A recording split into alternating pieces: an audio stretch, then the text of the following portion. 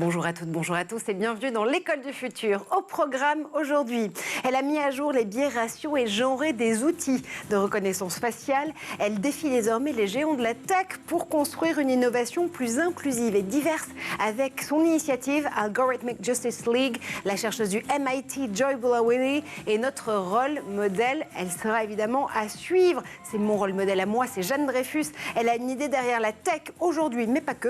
On va avoir la tête dans les étoiles avec toi puisqu'on va faire ce voyage au Centre national d'études spatiales et de son laboratoire culturel ensemble. Absolument. Le CNES, notre NASA à nous, a cette particularité qu'il accueille dans ses locaux parisiens un laboratoire dédié aux artistes qui donne naissance à des œuvres d'art inspirées par l'espace, embarquement tout à l'heure, pour leur folle aventure. On embarquera avec toi avec grand plaisir. Notre question du jour, la citoyenneté est un sport de combat.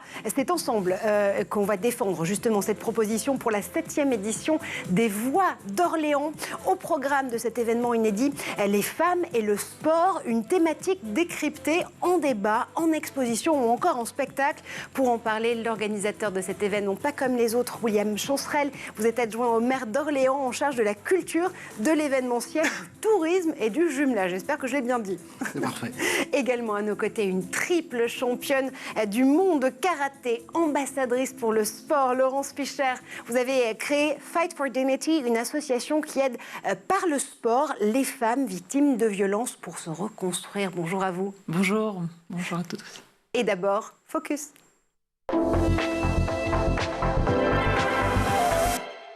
Et c'est une des héroïnes de l'intelligence artificielle éthique, littéralement au premier sens du terme. Chercheuse au MIT, c'est en travaillant sur les outils de reconnaissance faciale que Joy Buolamwini a été confrontée à leurs biais et surtout à leurs dangers.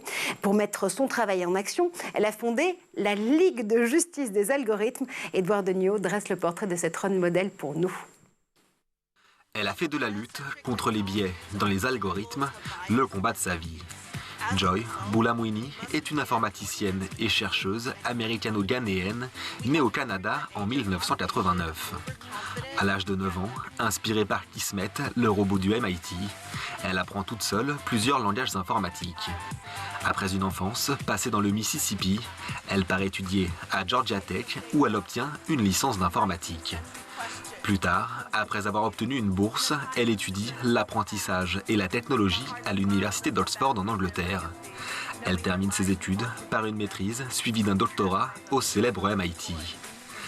Alors qu'elle est chercheuse au MIT Media Lab, Joy identifie des biais dans les algorithmes. Elle se rend compte que les systèmes de reconnaissance faciale ne reconnaissent pas son visage.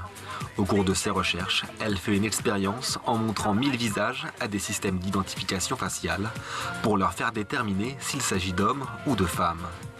Sa conclusion est simple, il est difficile pour les logiciels d'identifier correctement les sujets féminins à la peau foncée. Les algorithmes et leurs données se basant quasiment exclusivement sur des visages d'hommes blancs. Elle parvient à démontrer qu'il existe des biais sexistes et racistes dans les technologies d'IBM, Microsoft et Amazon. Ces compagnies annoncent améliorer leurs logiciels. C'est le début de la croisade de Joy Buolamwini contre les biais algorithmiques. Pour poursuivre son combat, elle fonde l'Algorithmic Justice League. Joy Buolamwini a reçu de multiples distinctions dans sa carrière. Elle a notamment figuré en 2018 parmi les 50 meilleures américaines dans le domaine de la tech du magazine Forbes. Une chercheuse qui mène le combat donc contre ces biais algorithmiques. Tout de suite, on va ouvrir la première partie de notre talk. On va s'intéresser à cette nouvelle édition des Voix d'Orléans. Et si on parlait des femmes et du sport, oui, mais sous l'angle de la citoyenneté. Vous allez le voir, ça va être notre discussion tout de suite. Et pour en parler avec nous aujourd'hui en plateau, une triple championne du monde de karaté, s'il vous plaît, ambassadrice pour le sport, Laurence Fischer. Vous êtes aussi la créatrice et fondatrice de Fight for Dignity, cette association qui aide depuis 5 ans désormais les victimes de violences faites aux femmes par le sport. Comment est-ce qu'elles se reconstruisent? On y revient avec vous dans un instant. Également à nos côtés, William Chancerelle, vous êtes l'adjoint au maire de la ville d'Orléans en charge de la culture, de l'événementiel, du tourisme et du jumelage. Et ça tombe très bien puisque c'est vous qui portez cette nouvelle édition des Voix d'Orléans. Alors, les Voix d'Orléans, c'est un événement qui est né des atermoiements et des questions qu'on pouvait se poser après les attentats de 2015 en France. Vous vous êtes dit qu'il fallait plus que jamais rouvrir le débat, renouer le dialogue entre les citoyens, les citoyennes, les institutionnels, mais aussi les experts, les scientifiques, les artistes, les créateurs et les créatrices. L'idée, c'est avant tout de reprendre ce sens, encore une fois, du débat et du dialogue, parce que c'est ce qui fait notre citoyenneté à toutes et tous. Absolument, l'idée c'était de reprendre le dialogue après ces attentats qui nous ont tous laissés évidemment muets et de se mettre tous autour de la table pour essayer de repenser un peu notre société et de reprendre langue, si je puis dire, pour essayer de traiter des grands sujets, alors avec humilité, modestie, curiosité évidemment.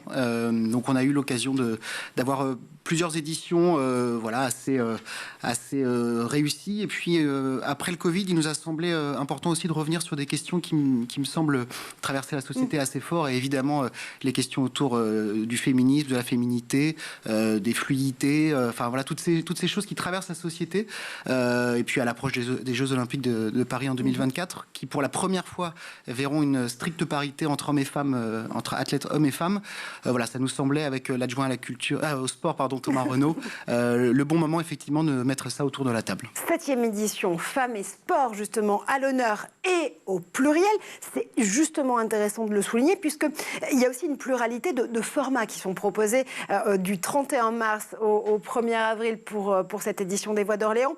Il y a à la fois des débats, à la fois des expositions, des spectacles. Tout pour incarner cette thématique. Encore une fois, l'idée c'est de se dire que toutes les formes peuvent servir le propos. Voilà, toutes les formes pour tous les publics. L'idée aussi de cette édition, c'était peut-être de s'ouvrir à un public un petit peu plus large, qui ne se sentait pas forcément invité au précédent Voix d'Orléans, avec des sujets qui étaient peut-être parfois un peu exigeants. Il nous a semblé que le sport, la question des femmes pouvait traverser effectivement l'ensemble de la société. Et nous, Ville d'Orléans, l'idée c'était de donner un message d'accueil. Donc on aura l'échauffement avant le match qui aura vraiment lieu pendant ces 2 jours. Et puis on essaiera aussi de prolonger les discussions tout au long de l'année. Ouais. Donc on mélange à la fois des rencontres, des débats, des conférences. Il y aura une conférence slamée qui, à mon avis, va être assez intéressante, avec une ancienne joueuse de football professionnel. Des expositions et puis même des temps de convivialité, tout simplement, avec notamment des jeunes sportifs qui sont invités à venir pratiquer leur sport à côté de ces temps de débat. J'imagine que ces événements et cette manifestation est gratuite, donc tout le monde peut tout court d'ailleurs vous rejoindre. Je vais prendre un petit cours de français, je reviens. Peut justement vous rejoindre pour ces différentes activités proposées tout au long de ce grand week-end 31 mars, 1er avril. Est-ce que ça vous donne envie d'y participer, Laurence? Encore une fois, cette thématique, les femmes et le sport. Alors je disais, il y a du pluriel, mais il y a aussi un singulier. Est-ce que les femmes et les sports, ce ne serait pas le titre finalement le plus indiqué? Oui, effectivement. Je pense que, et merci à la Ville d'Orléans et aux Voix pour cette 7e édition de donner la voix au sport au féminin.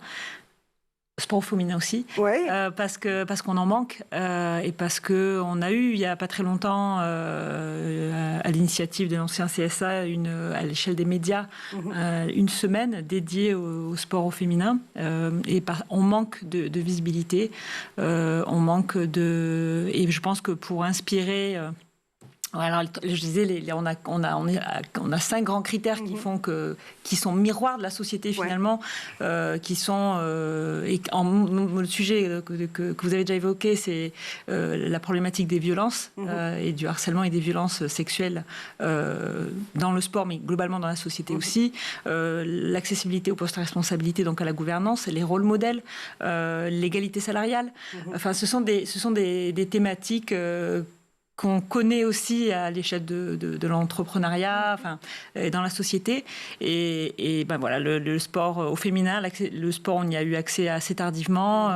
Et pour prendre mon exemple d'athlète karatéka, j'ai eu droit à des préjugés, à des stéréotypes, à du harcèlement avec des remarques sexistes, parce que simplement, par rapport à l'identité féminine attendue et que je devais représenter représentée, j'étais pas dans les clous.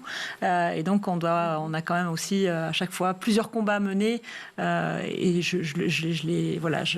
les qualifie sur ces 5 piliers.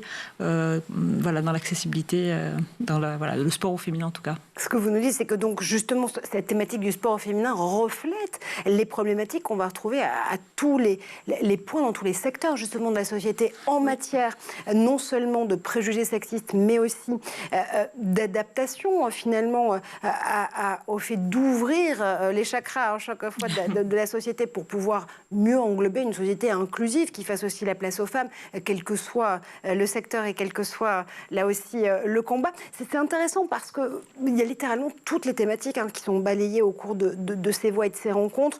Les femmes et le sport, l'histoire d'un combat, justement, ça fait écho aussi à votre combat personnel, Laurence. Le foot, les femmes continuent d'aller droit au but. Égalité de traitement entre les femmes et les hommes, encore un effort, notamment en matière d'accessibilité et d'accès aux médias. L'idée, c'était encore une fois de pouvoir donner à voir cette question dans toutes ses dimensions.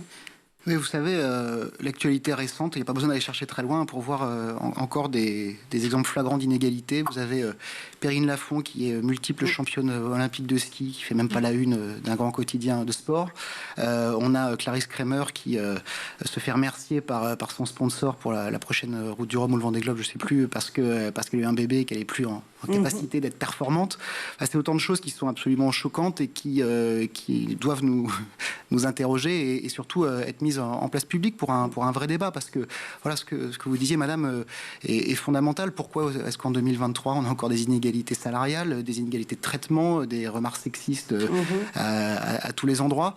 Voilà, donc on a essayé d'avoir un panel d'invités le plus large possible, sans vouloir jouer les procureurs. L'idée n'est évidemment pas d'opposer des camps face à les autres, mais c'est juste d'exprimer des réalités et d'essayer de les exprimer le plus possible aussi vis-à-vis d'un jeune public, parce qu'on a essayé d'inviter beaucoup de jeunes des clubs sportifs pour que à la fois les petits garçons prennent conscience que voilà, une petite fille a le droit de faire du foot, et puis que les petites filles ont aussi le droit de faire de la danse comme du foot sans avoir à subir des préjugés. Et je crois que c'est dès le plus jeune âge que ces choses se forgent et restent durables. Oui, il y a une responsabilité extrêmement forte à dégenrer finalement les sports, Laurence. Oui, enfin je pense, moi quand j'ai pratiqué le karaté à l'âge de 12 ans, c'était dans un contexte familial, donc mon père était très féru de cette discipline, et je me suis pas posé la question. Enfin, j'étais sur un sport individuel, j'étais en mixité, les enseignants enfants, il y avait pas de comparaison possible, et même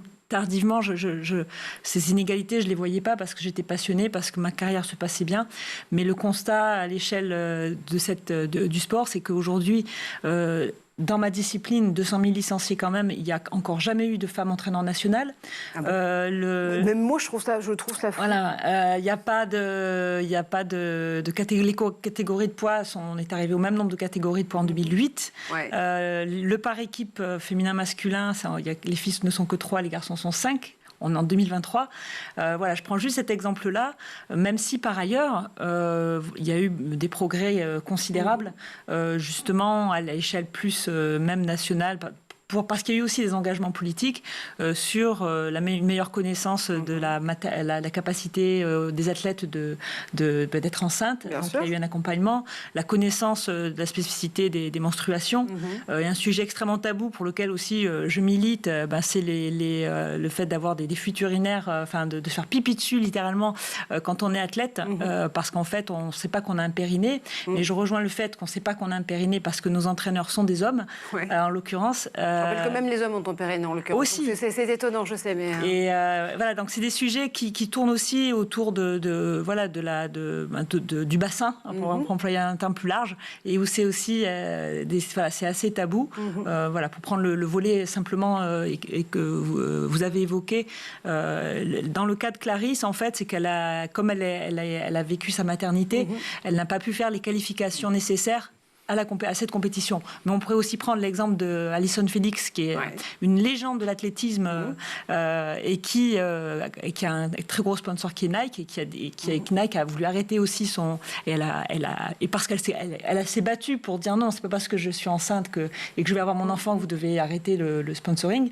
Elle a gagné, mais voilà, on est sur l'échelle de personnes extrêmement influentes et qui n'ont pas lâché, qui ont vraiment mis l'inégalité sur le tapis. Ouais, et on sent que ça change justement par la médiatisation de ces athlètes femmes qui aujourd'hui prennent la parole justement sur ce sujet en disant attendez, ça suffit, peut-être qu'on s'est tu pendant longtemps parce que finalement déjà on voulait pouvoir faire exister notre sport et aujourd'hui on n'a plus envie de se taire parce que ce sont finalement des sujets qui doivent être mis sur la table pour faire aussi progresser les fédérations dans l'acceptation de ces questions-là. On recevait il y a quelques jours Isabelle Yacoubou, incroyable championne de basket s'il en est, pour la sortie de son autobiographie Géante, qui elle aussi a mené un combat extrêmement important au sein de son sport, le basket et de sa fédération, d'abord pour qu'il y ait égalité salariale, on n'est pas encore en matière de basket, mais entre les joueurs et les joueuses, et puis surtout la reconnaissance, encore une fois, comme vous en parliez, Laurence, du corps de l'athlète, qui est aussi un corps de femme, et qui du coup peut aussi vivre des maternités, peut aussi vivre des règles douloureuses. Comment est-ce que justement les coachs s'en servent comme matière vivante, sans mauvais jeu de mots, pour pouvoir aussi booster les performances de l'athlète et mieux comprendre le rythme auquel le corps justement de ces athlètes exceptionnels va pouvoir aussi être plus ou moins performant. C'est important toutes ces données. Est-ce qu'aujourd'hui dans les écoles de sport ou les installations sportives de la ville d'Orléans, ce sont des questions qui sont abordées ? Vous savez, ces voix d'Orléans, c'est pas un hasard, effectivement, si on les a imaginées avec l'adjoint au sport, c'est parce que justement, on avait... on le voit, nous, dans nos pratiques, que ce soit culturelles pour moi ou sportives pour lui, toutes ces questions se posent. Vous parlez des menstruations tout à l'heure. Est-ce qu'il n'est pas temps aujourd'hui de faire des distributions gratuites, justement, de protection hygiénique et périodique, voilà. Moi, enfin, à titre personnel, je trouve ça une évidence. En fait, ça devrait même être remboursé par la sécurité sociale. C'est toutes ces questions-là. Comment est-ce qu'on détermine un vestiaire et l'intimité dans un vestiaire, surtout avec des adolescentes qui voient leur corps changer.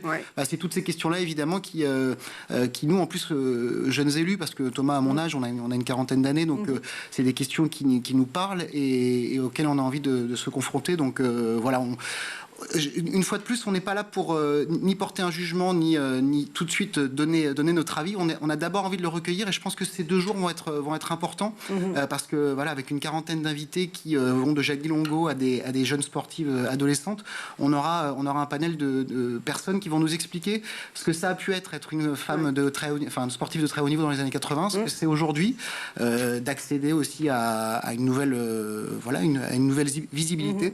Je voulais juste dire quelque chose, parce que l'intérêt aussi de ces voix d'Orléans, c'est de mettre en parallèle des invisibilisations généralisées.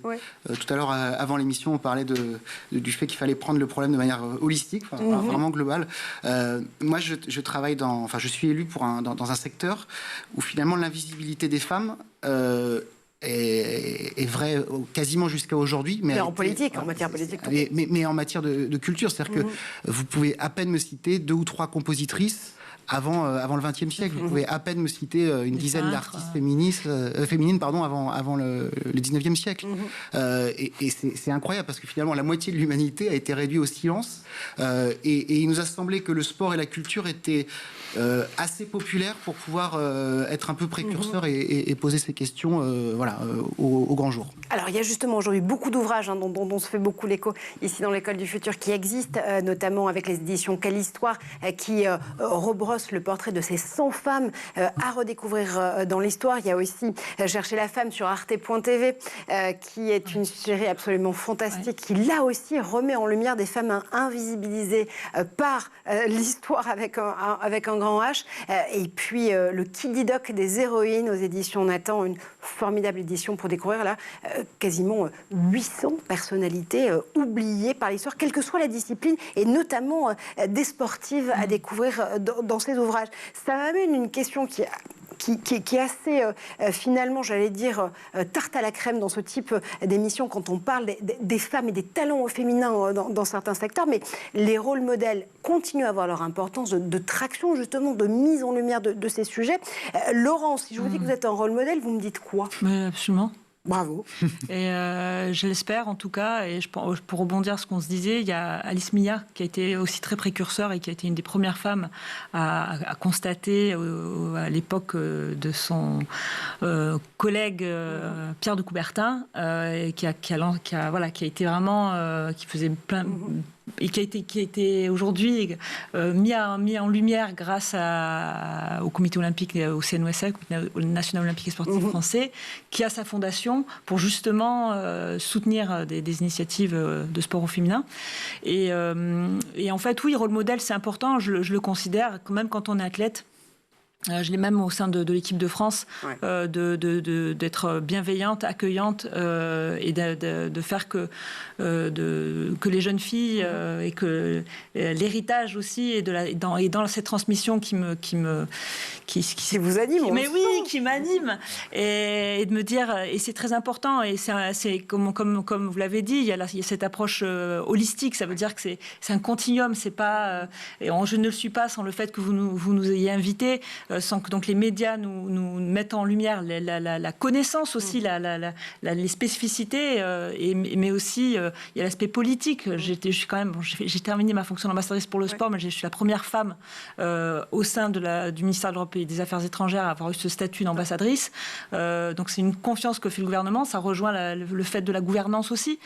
Donc oui, je considère que je suis un rôle modèle et le combat que je mène aujourd'hui, et merci encore pour me laisser en parler, c'est qu'aujourd'hui, le constat que j'ai fait quand j'ai commencé en 2014 avec le docteur Denis Mukwege, c'est que dans le cadre de la reconstruction des femmes victimes de viols utilisés comme armes de guerre, où c'est pandémique et où et on sait que quand il y a des conflits, le viol est systématique et de manière méthodique, en l'occurrence dans la République démocratique du Congo, dans l'Est, dans le Kivu, c'est qu'en fait, dans la reconstruction des victimes, en lien avec la santé mentale et le psychotrauma, rien n'est mis en place par le corps. Voilà, c'est le constat que j'ai fait à l'échelle de ce pays et de cette région-là.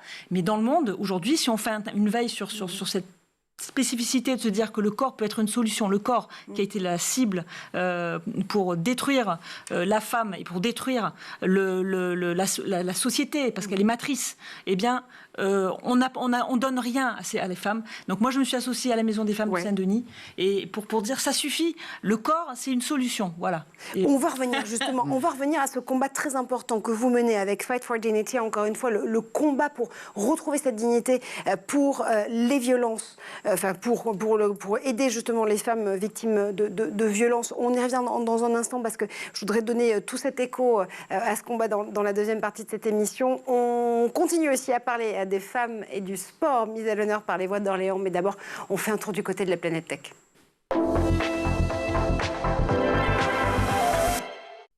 S'emballe, elle est à fond, c'est Laurence Fischer. Vous l'entendez, nous on va s'emballer et être à fond pour le zap d'Edouard Deniot.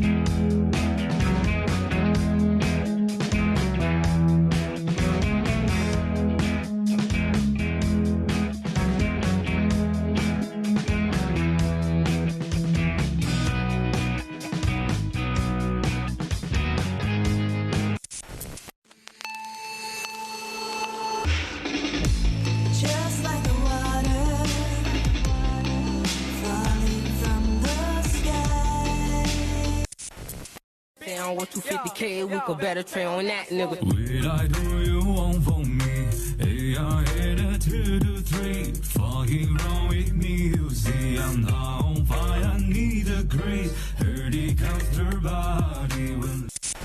Ich bin noch not at me.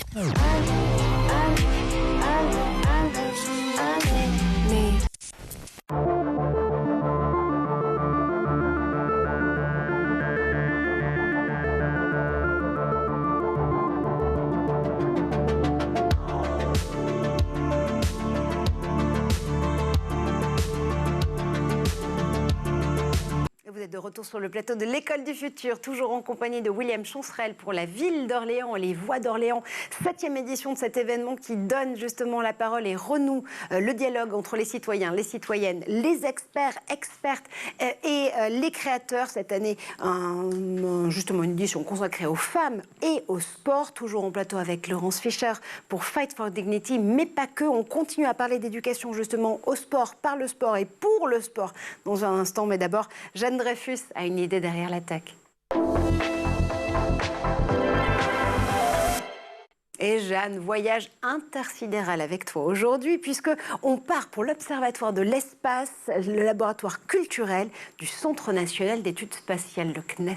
Tout à fait. En l'an 2000, l'astrophysicien français Gérard Azoulay forme un projet fou, celui de créer au sein du CNES, notre NASA à nous, un laboratoire dédié aux artistes, plasticiens, musiciens, performeurs, destiné à leur permettre de donner naissance à des œuvres inspirées par l'espace. J'ai pu le rencontrer, on l'écoute.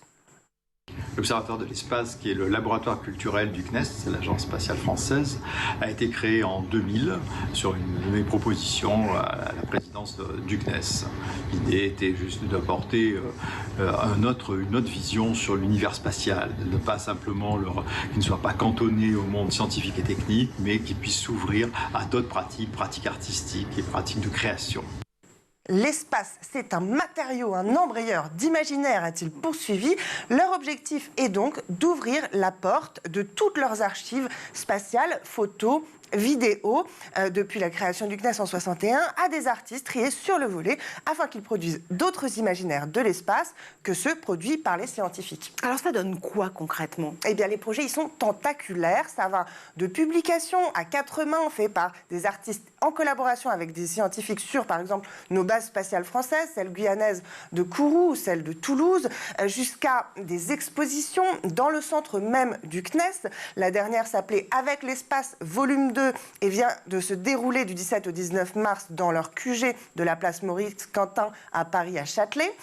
On pouvait y voir la traduction chorégraphique par l'artiste Chloé van der Staten des gestes d'ouvriers ayant travaillé à la fabrication et à l'élévation de ballons aérostatiques, donc traduction chorégraphique, l'étoile rétrofuturiste de Gaspard Maître-Pierre et une œuvre particulièrement intéressante, celle de Justine Aymar, qui a enregistré pendant une nuit, avec un hypnogramme, le sommeil d'un astronaute pour le traduire en signaux lumineux, en faisant varier l'intensité lumineuse et les couleurs en fonction des phases de sommeil paradoxal, profond. La pièce vidéo, elle dure 7 heures. 7 heures donc, et révèle, suite aux analyses dont elle a disposé, qui sont sur une nuit, mais que les astronautes ont tendance à avoir un sommeil plus fragmenté que sur Terre, c'est-à-dire les phases sont plus courtes, et aussi qu'ils ont tendance à plus rêver, des phases de sommeil paradoxales ayant tendance à revenir plus souvent. Bon, donc vous pouvez rêver, ou en tout cas entrer dans le rêve de Thomas Pesquet ou de Sophie Adno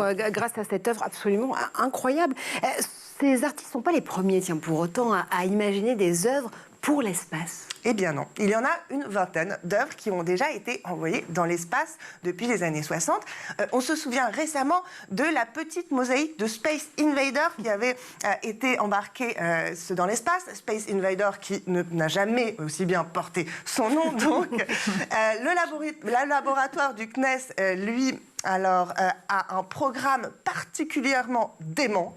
L'embarquement d'artistes à bord de l'avion Airbus 0G, c'est l'ancien Airbus d'Angela Merkel qui embarque au sein de vols paraboliques, des scientifiques et grâce au laboratoire de l'espace du CNES, des artistes pour mener des expérimentations en conditions d'apesanteur.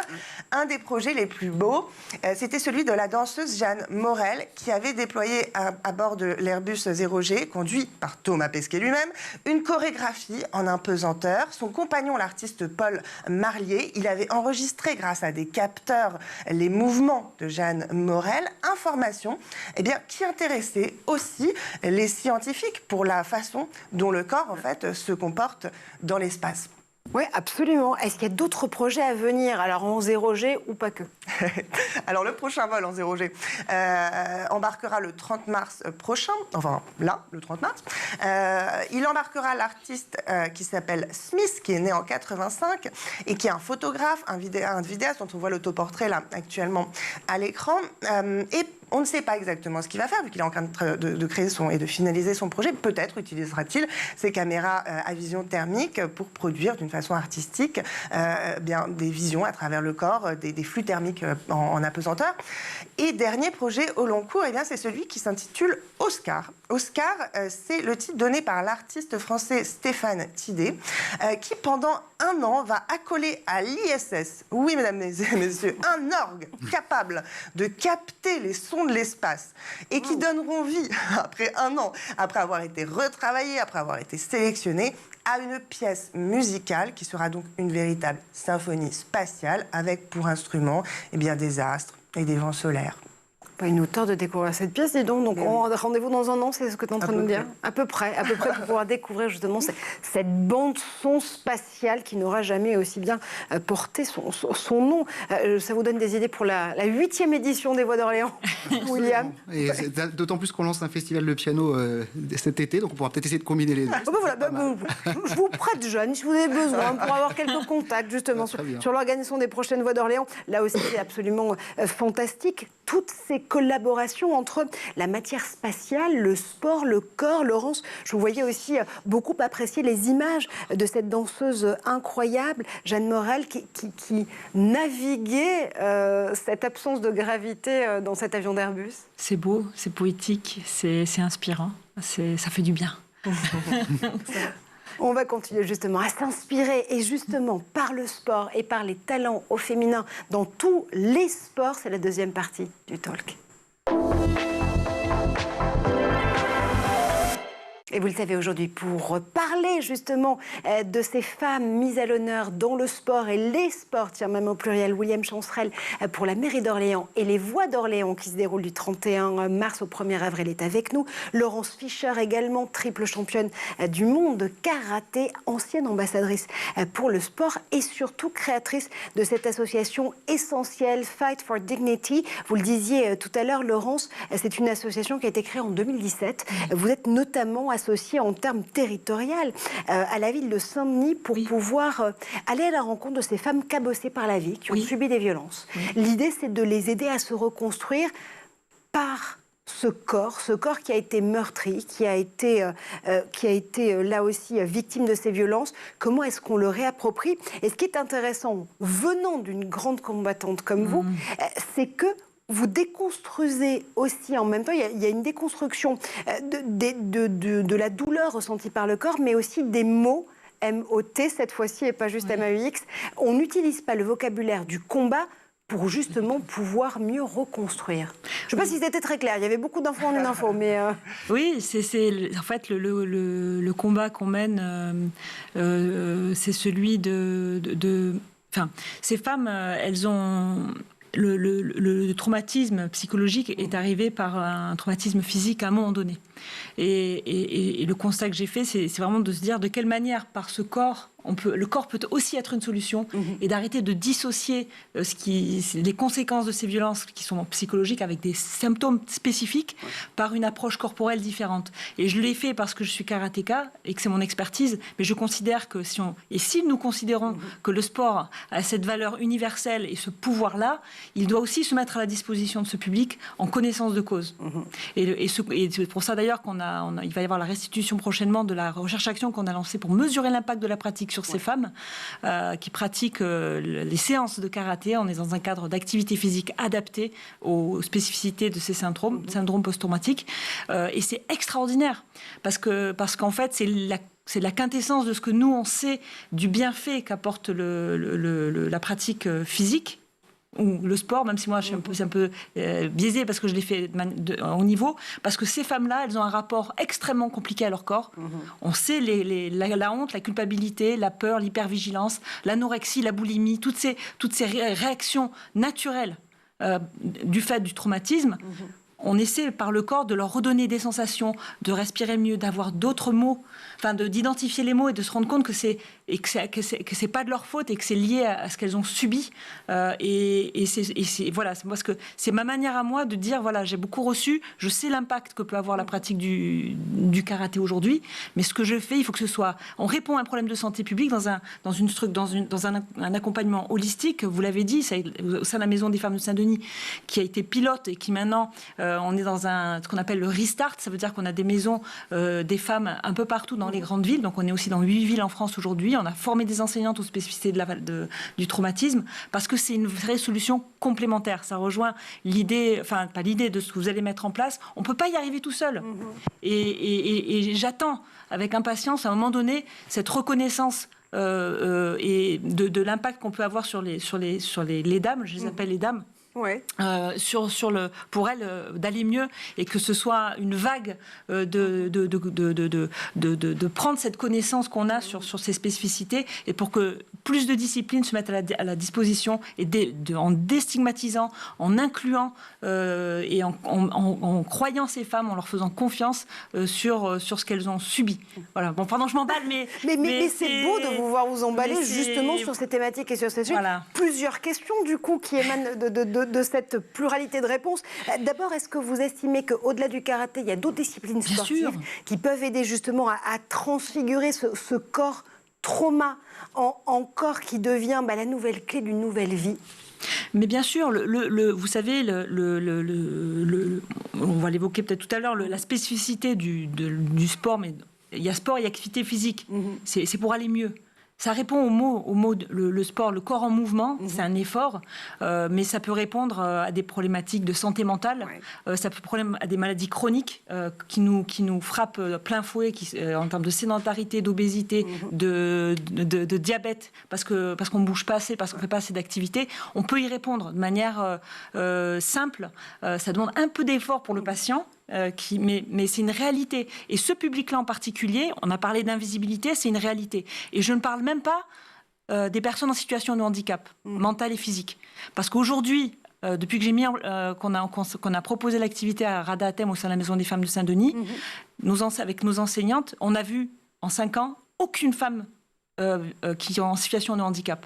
Donc ça, c'est encore aussi un public qu'il faut aller toucher, qu'il faut aussi sensibiliser et leur dire que ces femmes qui peuvent être en situation de handicap sont malheureusement des femmes qui peuvent être aussi en situation de trauma ou de violence et que vous pouvez aussi accueillir au sein de Fight for Dignity avec cette collaboration avec la Maison des femmes de Saint-Denis. L'autre question qui émanait aussi de cette réponse, c'est le fait de se dire que cette méthodologie, cette méthode que vous avez supportée avec Fight for Dignity, vos enseignants et enseignantes en karaté et sport de combat, et aussi l'aide psy qui est apportée par la Maison des femmes, c'est finalement un enseignement que vous aimeriez mieux populariser. Est-ce que le ministère, par exemple, des Sports peut être réceptif à la façon dont vous portez cette nouvelle méthode? Oui, effectivement. Et c'est vrai que j'ai tout de suite sensibilisé les institutions. Je vous rappelle que le projet quand même est né en RD Congo aux côtés du docteur Denis Mukwege. Et le constat était vraiment extrêmement positif. C'est pour ça que j'ai créé Fight et qu'on m'a dit mais il faut faire ça aussi en France. Et donc oui, il y a eu un soutien, notamment pour la recherche-action. Le mouvement sportif a aussi soutenu l'ensemble des...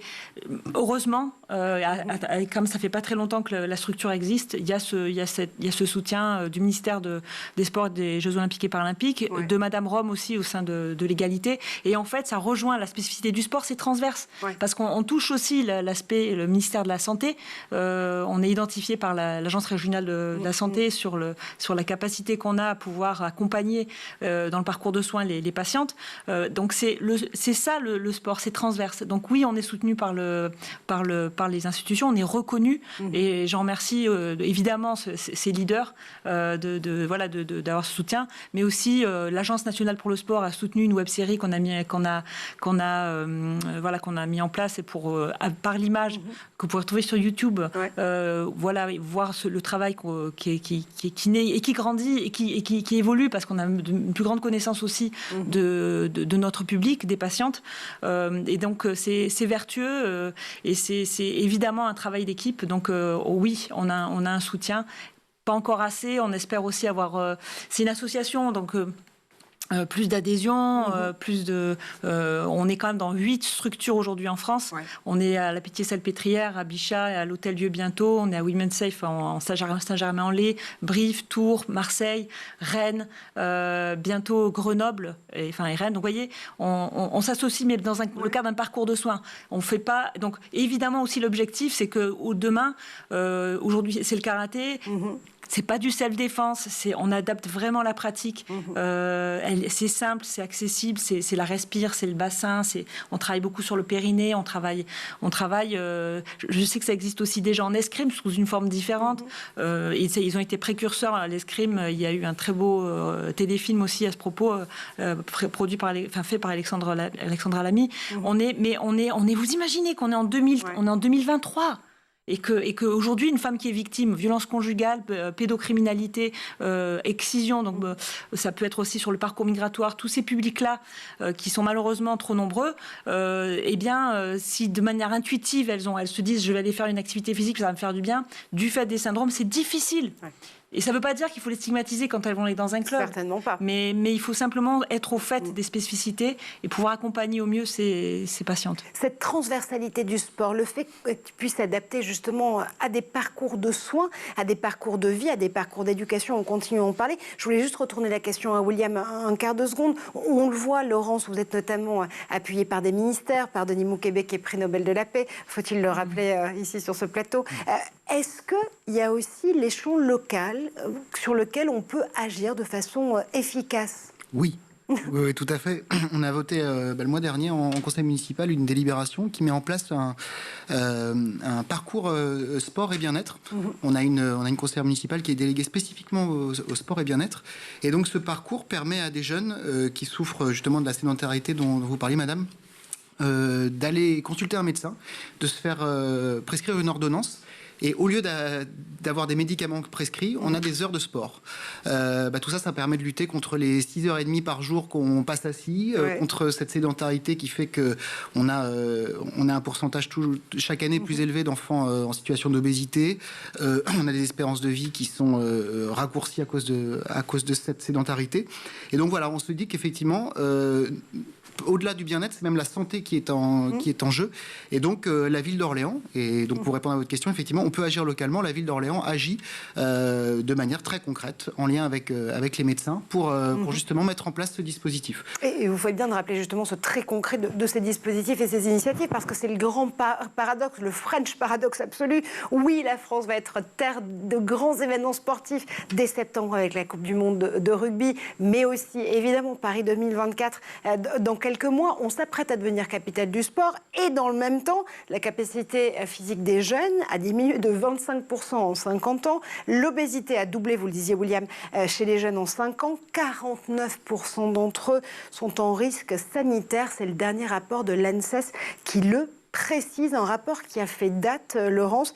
Ça aussi, c'est une des missions absolues du sport.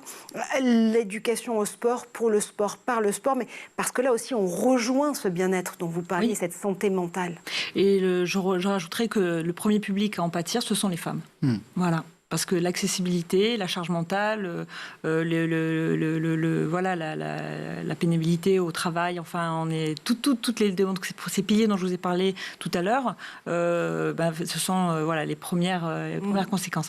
Après, là où je pourrais vous l'intérêt aussi malgré tout, les Jeux Olympiques et Paralympiques, c'est que justement l'objectif sur ce grand événement international que nous accueillons, c'est justement un des objectifs, c'est de faire d'amener les jeunes à faire plus de sport. Comment par exemple, c'est la mise en place de la semaine olympique paralympique qui va avoir lieu très bientôt, et de faire que dans les écoles, dans les lycées, dans les collèges, un dispositif proposé par le comité d'organisation des Jeux olympiques et paralympiques, avec le soutien des athlètes qui sont aussi des rôles modèles, qui vont intervenir dans les écoles, et on fait des initiations, on associe le professeur de mathématiques, évidemment le professeur de sport, à faire plus de sport. Voilà, après, on a aussi l'UNSS qui fait un gros travail aussi au sein des écoles pour permettre aux jeunes de faire l'activité. Je parlais de l'Agence nationale pour le sport qui, justement, à l'échelle des collectivités territoriales, est vraiment en soutien pour plus d'infrastructures, une meilleure capacité d'accueil. Voilà, Voilà. Après, on a peut-être et on a aujourd'hui aussi, c'est historique, même si on n'est pas encore dans le cadre de l'OMS, mais on fait aujourd'hui à l'école primaire 30 minutes de sport exactement. Par jour, absolument. 30 minutes d'activité quotidienne. Donc qui ont été sanctuarisées dans le programme désormais. C'est ça. Donc c'est vrai que, enfin moi aussi je suis maman, je vois à l'école, mais c'est dans une école où on travaille aussi les langues, mais c'est compliqué c'est culturel, mais il y a cette volonté et on est convaincu que les Jeux olympiques et paralympiques, ou même on voit bien l'impact quand on a l'équipe de France de rugby à 15 qui excelle, et voilà, et puis on leur souhaite d'être vainqueur de la Coupe du Monde. Mais ça, de gagner le tournoi les Irlandais. Mais disons qu'on sait l'impact que ça a sur la jeunesse, dans la pratique, de rendre la pratique accessible et plus universelle. Donc, et cet effet de traction, justement. On y croit, et on y croit avec vous, Laurence, et vous n'êtes pas rancunière. Vous n'êtes pas rancunière parce que quand même, le karaté est sorti de la liste des sports olympiques pour Paris 2024, alors qu'il l'était à Tokyo il y a quelques années à peine. Mais en tout cas, vous faites partie de ces sportifs, justement, qui portent sur le terrain cette envie de faire du sport, cette éducation et cette transmission par le sport pour le sport. William Chancerelle, on vous retrouve évidemment avec les Voix d'Orléans, 31 mars, 1er avril, dans la ville d'Orléans. Énormément de formats, des expositions, des spectacles, des débats à mener avec vous sur cette très belle thématique des femmes et du sport. Et Jeanne, on te retrouve évidemment tout au long de cette semaine dans l'école du futur. Merci à tous les trois. On se retrouve dès demain pour de nouvelles aventures. Merci.